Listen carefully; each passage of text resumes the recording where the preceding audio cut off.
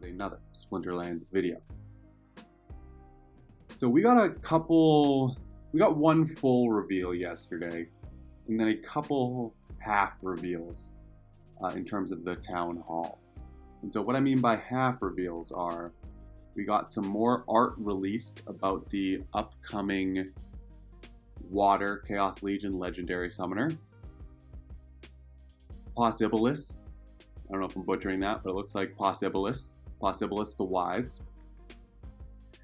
No stats released, and honestly, based on this picture, I don't really want to make a prediction video, just because it's not that much information.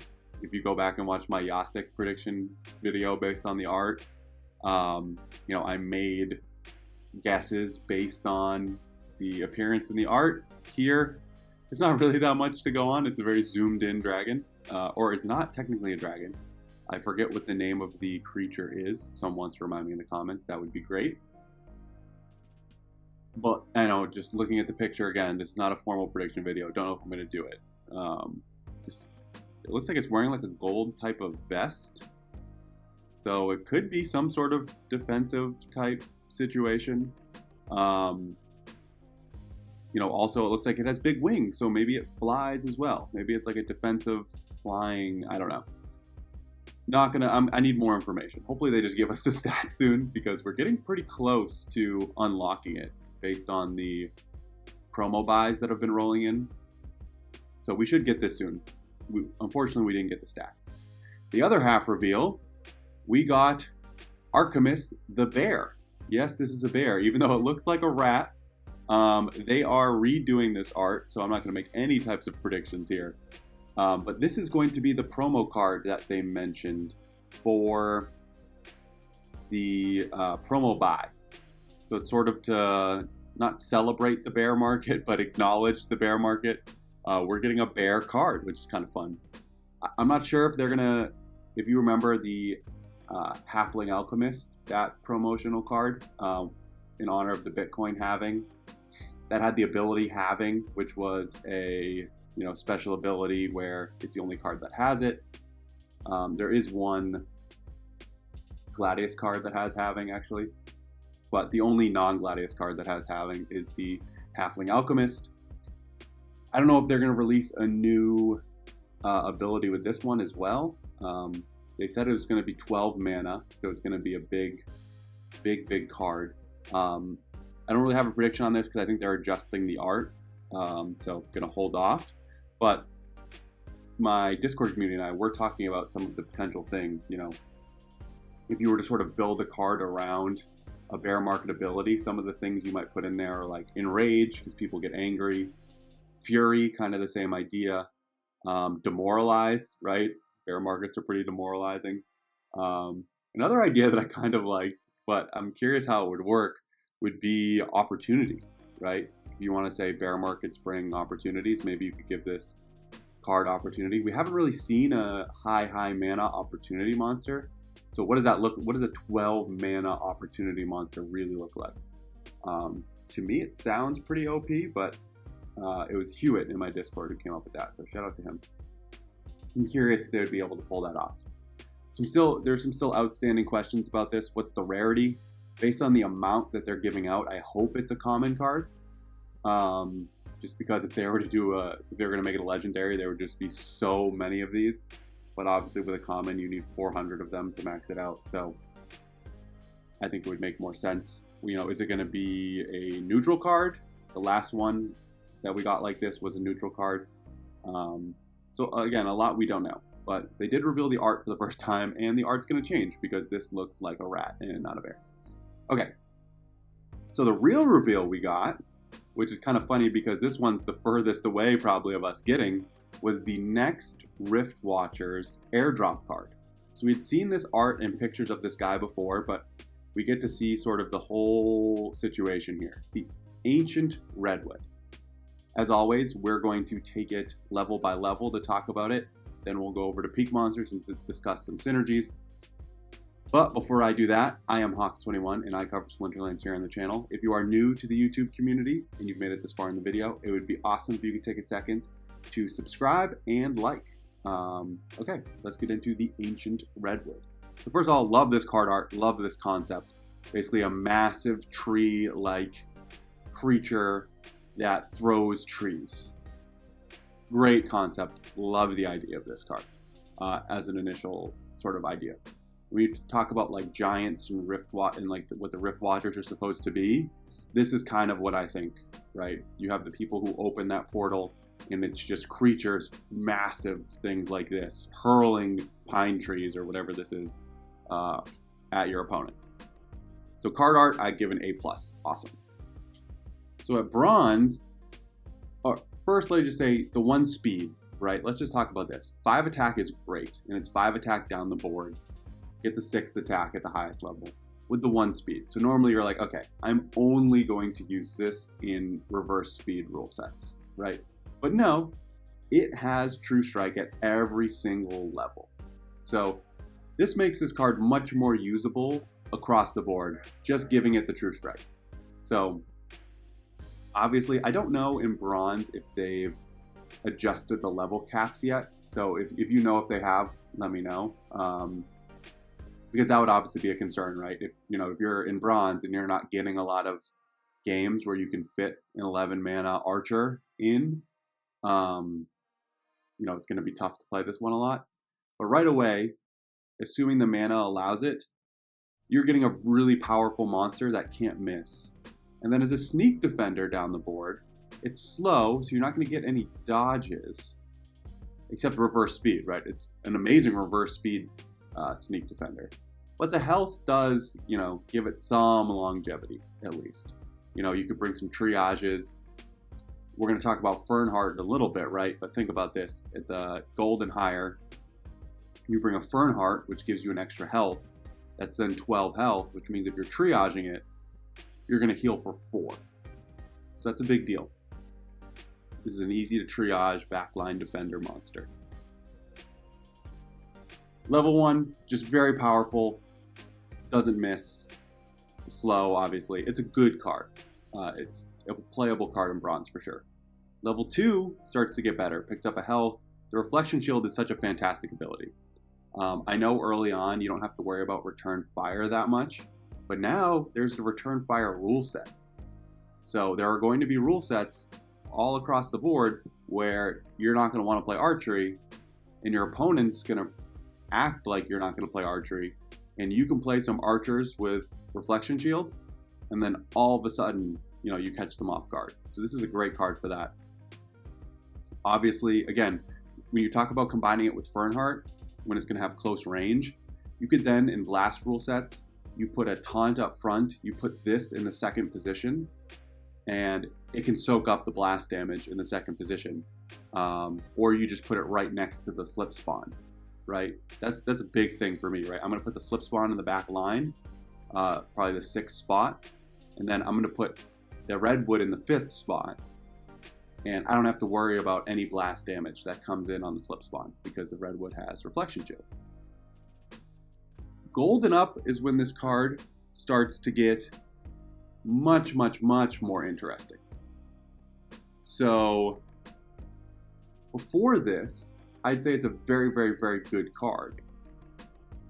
But once you start talking about Fury, and then specifically in a 6th attack in Piercing, this is where it becomes a taunt destroyer. We're going to go over to Peak Monsters to talk about this. So first off, let's just do this for a second. Let's go Earth. We only talk about Modern here for the most part. Summoner, we'll stick regular. So the big thing here is Fernheart, right? Giving this thing close range is awesome. Giving it the additional health is great as well, but the close range is awesome because now it basically becomes a little bit of an off tank, right? This can, with Fernheart, this can slide into the first position, and its massive amounts of health can soak up some additional damage. So that's a great synergy that they've sort of built in with the Riftwatchers Summoner. So again, makes sense, right? We get a close range Summoner, and now we get a archery Legendary Airdrop along with it. But let's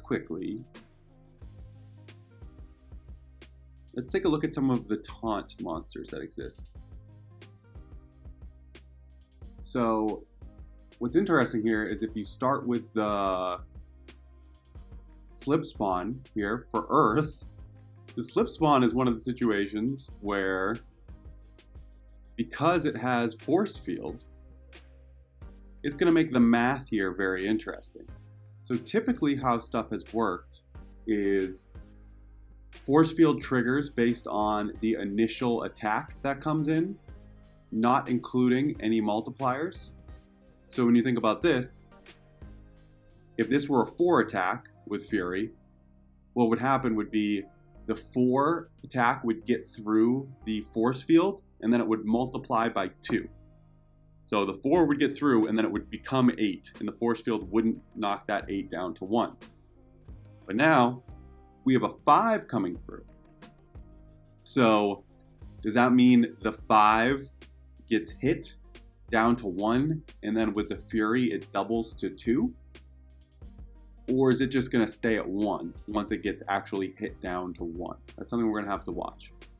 The other thing that's going to be interesting is if you have it at a gold level and the other team brings a headwinds, like I think the death taunt, where is it? This is force field as well, right? It has force field. I know there's headwinds. So if you, let's say in gold, you're going up against a night ghoul that has force field, and your opponent brings headwinds, now all of a sudden, instead of doing 1 or 2 damage based on how the math works, you're going to do the full 8. So this would be a situation where bringing headwinds and knocking this down to 4 and getting it by the force field would be a detriment to your opponent. So that's going to be an interesting thing to watch out for. How the Fury and the really high attack that's above the force field level, how that all interacts. There's a couple taunt monsters here. So these are the two, so we sort of have to wait and see. But Wave Brood, for example. At the highest levels, Wave Brood gets return fire. Has 14 damage. So if you look here, 6 multiplied by 2, it's going to do 12 damage to the Wave Brood and not going to take any back, right? And it has the piercing too. So think about with Kelia, the Wave Brood's always going to have an armor, most likely. You know, people tend to use Kelia a lot, and who knows, we don't know what this new water summoner is going to look like, but this is going to go right through Kelia's armor at the highest levels. And you don't have to worry about a reflection shield coming back and damaging the redwood. So great for the Wave Brood. Then we get to the Shield Bearer. So obviously the shield ability knocks the ability down a little bit. It'll just be doing it'll be doing 5 or 6 damage, which is significant to the Shield Bearer. And you don't have to worry about the return fire at the highest level. So again, good monster for combating Shield Bearer. Dark Han.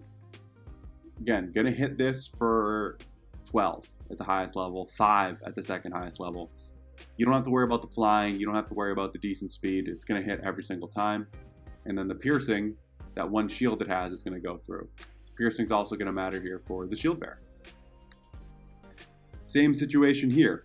Piercing's great to go through the Agor Longtail. Don't have to worry about the okay speed with the flying. Gonna go right through it. And you know, when you're talking about something that has this much shield and this much health, a lot of times you have to kill it in 1 or 2 turns, or else, you know, it's gonna get healed up, it's gonna get repaired. You gotta be very quick with your attacks. So if you're gonna bring 10 or 12 damage to the Agor Longtail by one monster, that's gonna go a long way to eliminating. Magnor, same thing. Don't have to worry about the return fire at the highest level. And then we're talking 10 to 12 damage. You're gonna take off most of its damage with just 1 attack. Finally, this is the big one. How annoying is the Coral Lurker? With the taunt, the dodge, the phase, 4 speed, people bring blinds, people bring speed. You know, I have been using this card religiously with with Kitty, for example, boosting its speed. I've been using it with Yasik, boosting its speed by 2.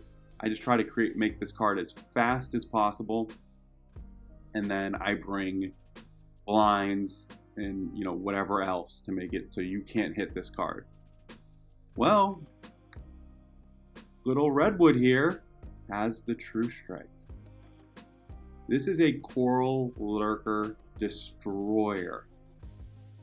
So if you come here, has 12 health here at level 3. You can do 10 damage. 13 can do 12. So you can almost take away the entirety of the Coral Lurker in one shot. If you bring a weaken of some sort, I don't know what weakens Earth has, so I don't even know if that's an option. But you just have to hit this one other time on a turn, and then the Redwood would finish it off. So this is, overall, this is going to be an incredible card. It's obviously going to be better in reverse speed, but it's not going to have to be played in reverse speed. If you have a situation where you see someone loves to play the Coral Lurker over and over and over and over again, or runs wave root strategies over and over and over again, even Shield Bearer, again, you won't get the double, but the double will keep it from the shield ability from having your attack. This can do a lot of damage to Shield Bearer. Any sort of taunt strategy you see, as long as it's not slip spawn, which is funny because it's the same Splinter. So when you're talking, Earth versus Earth battles, I think a lot of times you might have Redwood versus Redwood just hitting for 1s or 2s on the slip spawns. That'll be fun to watch. But as long as your taunt doesn't have a force field, the Redwood's going to rip right through it. So I'm very excited for this card. Curious what you guys think. Obviously, very curious what the new Water Summoner is going to be, and also what this promo card is going to be. But for now, they gave us the Ancient Redwood. What are your thoughts? Is this a card you're going to want to have? Is it OP? Is there something you would change about it? Curious to hear what you guys have to think. All right, I'm going to leave it there. Thanks for being here. Hope you're enjoying the game. Don't forget to like and subscribe, and I will talk to you guys soon.